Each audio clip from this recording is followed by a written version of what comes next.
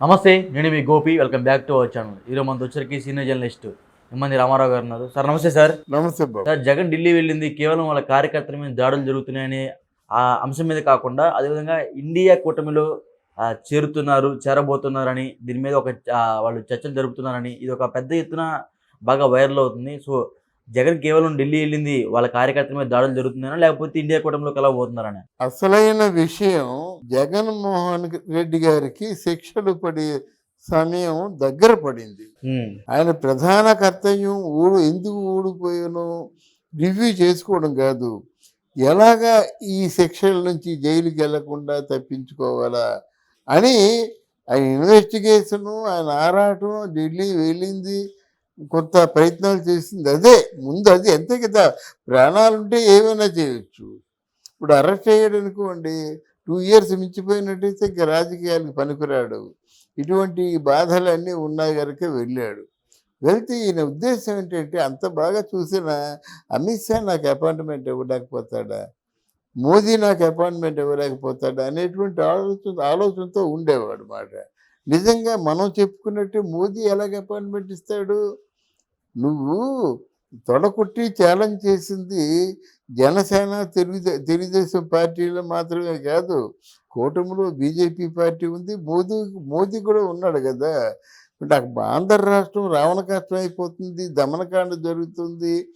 40 రోజుల్లో 36 హత్యలు జరిగాయి. ఇప్పుడు రాష్ట్రపతి పరిపాలన విధిస్తే కానీ వీల్లేని సందర్భం. ఇట్లాంటి సందర్భంలో ఎలా సమాధానం చెప్పుకోలేకే ఇక్కడికి వచ్చానని చెప్పావు. చిలక పలుకులు బాగానే ఉన్నాయి. ఆ ప్రభుత్వం ఫెయిల్ అయినట్టు ఆ ఫెయిల్ అయిన దాంట్లో మోదీ గారు కూడా ఉంటారు కదా. మరి ఆ రోజు వచ్చి ఎందుకు ఉంటారంటే, ఆ రోజు వచ్చి తెలుగుదేశానికి, జనసేనకి ఓటేమని చెప్పాడు కనుక ఇందులో మీ పాత్ర ఉంది అని చెప్పకనే చెప్పడం మాట. అది వాళ్ళకి మండుతుంది అన్నమాట. అసలు మేము తలుచుకుంటే అక్కడ మేము తలుచుకుంటే నువ్వు ఎక్కడుంటావు అనేటువంటి భావన వల్ల ఉంటుంది కదా. అంటే జగన్మోహన్ రెడ్డికి మోదీ ఎందుకు అపాయింట్మెంట్ ఇవ్వట్లేదు అంటారు? ఇవ్వలేదు. ఎవరు ఎందుకు ఇస్తారు? అదే చెప్తున్నాను. జగన్మోహన్ రెడ్డి భావన ఏంటంటే, ఎంతసేపు జనసేన, తెలుగుదేశం ఇటువంటి మారణకాండ చేస్తున్నారనే భావన అయింది. కానీ లిటరల్లీ సేయింగ్, అసలు మోదీ అంటే ముగ్గురు కలిసి గెలిచారు. ఒక గవర్నమెంట్ ఇక్కడ ఎన్నుకున్నారు, అక్కడ ఒక గవర్నమెంట్ ఎన్నుకున్నారు. అలయన్స్ దిశగా ధర్మాన్ని పాటించారు. ఇంతమంది తెలుగుదేశం వాళ్ళు, ఇంతమంది జనసేన వాళ్ళు, ఇంతమంది బీజేపీ వాళ్ళు. అలయన్స్ కదా. అంటే వీళ్ళకి ఎంత బాగుంది, వీళ్ళకి ఎంత బాధ్యత ఉందో వాళ్ళకి అంతే బాధ్యత ఉంటుంది.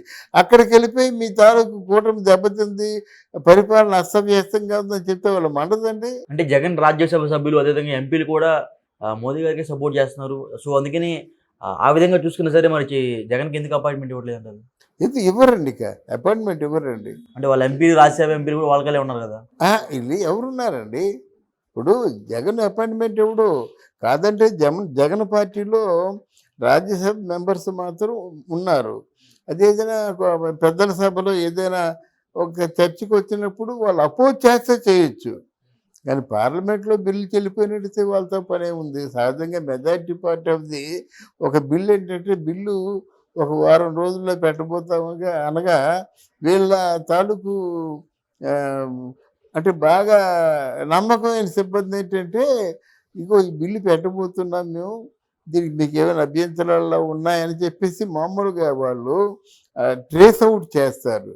జనరల్గా ప్రధానమంత్రి పెట్టిన బిల్లు ఎవరు అబ్జెక్షన్ చేయరు. అంటే ఒక బిల్లు పాస్ చేస్తున్నాం అంటే వాడికి బ్రహ్మాండమైన సందడి. వాళ్ళందరికీ ఏదో తాయిలాలు ఉంటాయి. అర్థమైందా? బిల్లు ఊరకనే పాస్ చేయరు. బిల్లు పాస్ చేస్తే ఆ ఎంపీలందరికీ తాయిలాలు ఉంటాయి, ఇక్కడ కానీ అక్కడ కానీ ఎక్కడైనా. అవి అండర్స్టూడ్. ఓకే. అందువలన ఇక్కడేంటంటే, బిల్లు పాస్ చేయకుండా చూడాలన్నటువంటి ఆలోచన ఏదైనా జగన్మోహన్ రెడ్డి గారికి ఉన్నట్టయితే అది చెల్లదు అని చెప్తున్నాను నేను. తర్వాత ఏమో కాంగ్రెస్ పార్టీతో జగన్మోహన్ రెడ్డి పెట్టుకున్న గొడవ ఇంత అంత కాదు, డైరెక్ట్గా సోనియా గాంధీతోనే పెట్టుకున్నాడు అన్నమాట. అంటే నేను మీతో కలిసిపోతాను అని చెప్పినవాడు, ఆ సోనియా గాంధీ కొంతకాలం ఆగరా బాబు, ఎందుకు తొందరపడతావు, ఆ పరిపాలన అదంతా నేర్చుకో అని చెప్పినట్టు. అబ్బాయి రాజశేఖర రెడ్డి గారి శవం ఉంటుండగానే రాజకీయాలు చేసిన మహానుభావుడు కదా. అందువల్ల నా ఓదార్పు అని బయలుదేరాడు. తప్పు నువ్వు చేస్తుంది తప్పు అని చెప్పింది మాట. నువ్వు నాకు చెప్పేది ఏమిటి, అసలు కాంగ్రెస్ పార్టీ అంటేనే అక్కడ రెడీగా వైఎస్ఆర్ పార్టీ అనేది రిజిస్ట్రేషన్ చేసి ఉంది. వైఎస్ఆర్ పార్టీ ఈంది కాదు కదా. వై అంటే యువజన, ఎస్ అంటే శ్రామిక, ఆర్ అంటే రాజశేఖర్ రెడ్డి పార్టీ మాట. కొనుక్కున్నాడు, దాన్ని పెట్టాడు.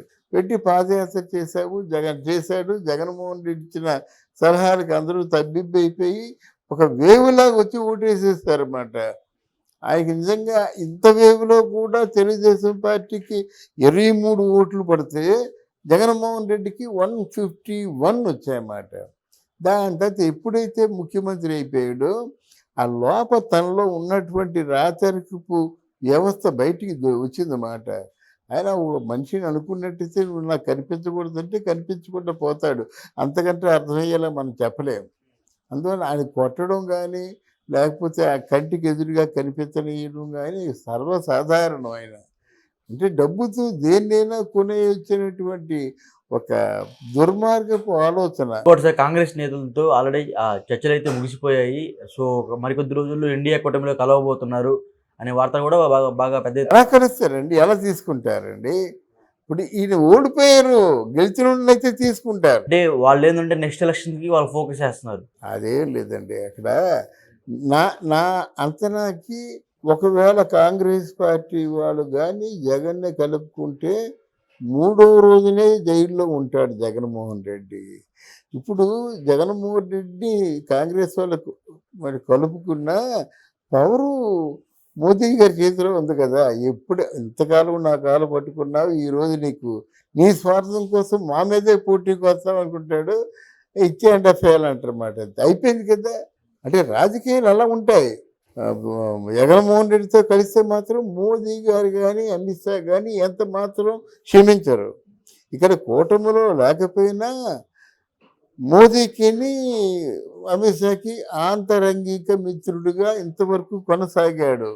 అందుకే ఇన్ని సంవత్సరాలైనా ఈ 3000 వాయిదాలకు వెళ్లకుండా అంటే ప్రభుత్వ న్యాయ స్థానాన్ని ప్రొటెస్ట్ చేశాడు, అంటే ధిక్కరించాడనమాట. దానికి కూడా కేసులు ఉంటాయన్నమాట. ఈ తలనొప్పులన్నీ ఏదో డబ్బు ముడుపులు చెల్లించో ఎలాగో అలా అంటే కేసులు పడకుండా జైలు శిక్ష లేకుండా చేస్తారనేటువంటి ఆస్తోని ఫ్రస్ట్రేషన్లో తిరుగుతున్నాడు. వాళ్ళ చెల్లి చెప్పినట్టుగా మైండ్ స్టేబుల్గా లేదు. లేకపోతే ఎవడైనా సరే ఆ హనీమూన్ పీరియడ్ అవ్వకముందే జంతర్ మంతర్కి వెళ్తాడు. ఎప్పుడు వెళ్తాడు జంతర్ మంతర్కి? అంటే 5 సంవత్సరాల్లో 4 సంవత్సరాలు అయిపోయినట్టయితే 4 సంవత్సరాలు పరిపాలన అంటే నెక్స్ట్ పార్టీ ప్రత్యర్థులు పేటరేగిపోతుంటే అది అది అది తట్టుకోలేక వెళ్తారన్నమాట. లేదా పాలకవర్గం పేటరేగిపోతున్నా సరే ఆపోజిట్ పార్టీలో ఎక్కువ వెళ్తారు. అది ఇప్పుడు నేను ఆపోజిట్ కాబట్టి వెళ్ళాడు, కానీ this is not the proper time. Okay, ఆయన ఏమి చూశాడు కనుక అన్ని ఫేక్ మాటలు మాట్లాడితే ఆయన వద్ద ఉన్నటువంటి క్రెడిబిలిటీ పోద్ది. 36 హత్యలు అంటే చూపించారు, 10 హత్యలని చూపించారు కదా. అది లేకుండా ఈయన మొత్తం విశాఖపట్నాన్ని అంతా అమ్మేశాడు. 99,000 కోట్లు దాదాపు అమ్ముకున్నాడు. గవర్నమెంట్ ప్రభుత్వ అంటే భవనాలన్నింటినీ తాకడ పెట్టేశాడు అన్నమాట. లక్షల కోట్లు ఆయన తలకాయ మీద ఉన్నాయండి. ఎక్కడ పోతాడు, ఎక్కడ పారిపోతాడండి నేరాలు చేసి? అందువల్ల తప్పకుండా మాత్రం ఆ బైబిల్లోనే ఉంటుంది, అంటే తప్పు సరిదిద్దుకోవచ్చండి, నేరాలు శిక్షించవచ్చు. కానీ జగన్మోహన్ రెడ్డి గవర్నమెంట్ చేసింది పాపాలు. అంటే అందులో బైబిల్లో ఉన్న వాక్యం ఏమిటంటే పాపము వలన వచ్చు జీతము మరణము.